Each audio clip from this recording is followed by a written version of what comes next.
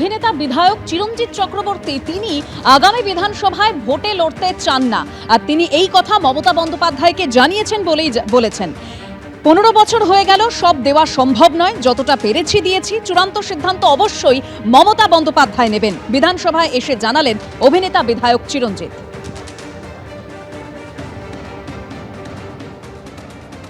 যতটুকু সামর্থ্য ততটুকু দেওয়া যায় গরিব সংসারে, আমি সেটা দিয়েছি তাদের কাছে, তারা আমার কাছে কৃতজ্ঞতা প্রকাশ করেছে। এবং বিধায়ক হিসেবে আপনি কতটা সফল? ওইটা বলছি তো, তিনবার আমাকে তারা যখন জিতিয়েছে তখন আমার সফলতা কি কতটা সেটা তারাই বলবে, মানুষই বলবে। আমি কি পেরেছি? বিধানসভাকে কি বিদায় জানাচ্ছেন? না, আমি বিদায় জানানোর কে? আমি কেউ নয়, সব করবেন আমাদের সর্বনেত্রী, ওপরে যিনি আছেন তিনি ঠিক করবেন। আবার দাঁড়াতে চান? আমি দাঁড়াতে বেসিক্যালি চাই না, কারণ আমার বয়সের জন্য। I am too old for this. আমার মনে হচ্ছে যে পরিশ্রমটা করার প্রয়োজন সেটা আমার নিজের অক্ষমতা আমি পারি না করতে। সেটার জন্য আমি ওনাকে বলেছিলাম যে 3 বছর মানে 3টে টার্ম হয়ে গেছে, এবার ছেড়ে দিলাম, এই আর কি। তো তিনি কিছু বলেননি, বলেছে পরে বলবো। তো দেখা যাক কি বলেন তিনি, তার উপর ডিপেন্ড করবে কি হবে। চিত্রতারকা প্রসেনজিৎ চট্টোপাধ্যায়ের বাড়িতে আজ গেলেন সুকান্ত মজুমদার। সুকান্ত মজুমদারের সঙ্গে রুদ্রনীল ঘোষও প্রসেনজিৎ চট্টোপাধ্যায়ের বাড়িতে যান। পদ্মশ্রী প্রাপক প্রসেনজিৎ চট্টোপাধ্যায়কে অভিনন্দন ও সম্মান জানাতে এলেন কেন্দ্রীয় প্রতিমন্ত্রী। আমাদের বাঙালি ঐতিহ্য কিছু তো পালন করতে হবে। এইটা সাদা শাল হচ্ছে আমাদের, এটা আপনি খাবেন না তবু এনেছে। আর যেটা খাবেন সেটা দাও, ওই ওখানে করে ভয়েসটা পাঠাবেন এটা খাবেন, এর মধ্যে সব ফ্রুটস। Thank you. এক কাপ চা তো দিয়ে যাবেন আপনারা? হ্যাঁ। রাজনীতির কোনো জায়গা নেই।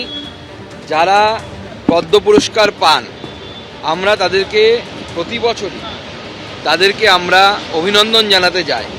আর আজকে আমার সৌভাগ্য যে বাংলা সিনেমার যাকে অন্যতম মহীরুহ বলা হয়, অর্থাৎ প্রসেনজিৎ দা, যাকে আমরা বুম্বাদা নামে চিনি, তার পদ্ম পুরস্কার প্রাপ্তি উপলক্ষে আজকে আমি, আমাদের কালচারাল সেলের প্রধান, অন্যতম বাংলার বিশিষ্ট অভিনেতা রুদ্রনীল ঘোষ, আমাদের সভাপতি অনুপম ভট্টাচার্য সহ অন্যান্যরা আমরা আজকে মাননীয় বুম্বাদাকে শুভেচ্ছা জানালাম, অভিনন্দন জানালাম।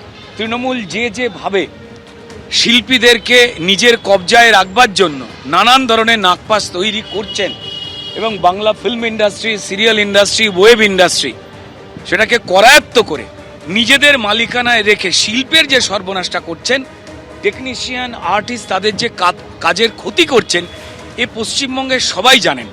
এখান থেকে মুক্ত হতে সবাই চাইছেন। যারা ভদ্র মানুষ তারা মুখে হয়তো বাইরে বলছেন না, এটা সবাই জানেন। প্রসেনজিৎ চট্টোপাধ্যায় কোথাও মহিরুহের মতো, বটগাছের মতো, তিনি সবাইকে আগলে রাখবার চেষ্টা করেন। ওনার প্রত্যেক মুহূর্তেই আশা থাকে যে এটা মিটে যাবে। কোর্টের গ্রেপ্তারি পরোয়ানা, তবে গিয়েও আত্মসমর্পণ করতে পারলেন না আখতার আলী। আরজিকরের প্রাক্তন deputy super Alipore CBI special কোর্টে আজ যান। যদিও আত্মসমর্পণের আগে কোর্টে যে প্রয়োজনীয় নথি জমা দিতে হয় তা তিনি দেননি। আদালতে নেই সিবিআই এর কোনো প্রতিনিধি। শেষ পর্যন্ত আত্মসমর্পণ না করতে পেরে আদালত থেকে ফিরলেন আখতার আলী।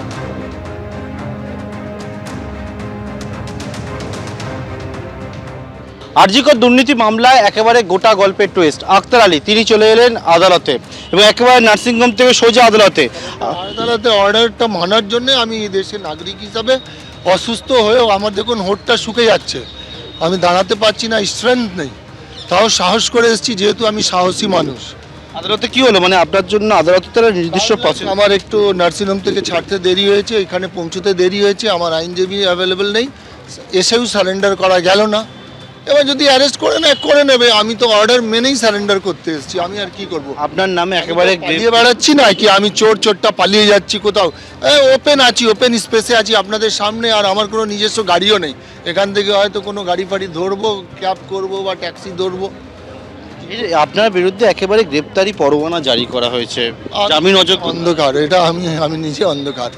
এটা যখন ম্যাটারটা ক্লিয়ার হবে তখন আমি বুঝতে পারবো। আমি অন্ধকার। আপনি তো অভিযোগ সামনে এনেছিলেন। সেম সেকশনে একজন শশিকান্ত তিওয়ারি তো কি চাদক, ও তো বেল পেয়ে গেছে, ও ঘুরে বেড়াচ্ছে, আমি জানি না।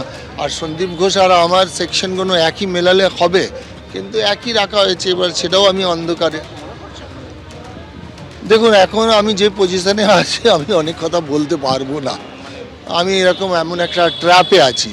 কেন ট্র্যাপ বলছেন কেন? ট্র্যাপ বলতে আমি তো নিজে মানে কমপ্লেনেন্ট ছিলাম। এবার ওনারা যতবার আমাকে ডেকেছে আমি গেছি, আমি গিয়ে স্টেটমেন্ট রেকর্ড করেছি। তার ভিত্তিতে সেপ্টেম্বর মাসে 2024 সালে ওদের অ্যারেস্ট করা হয়েছে।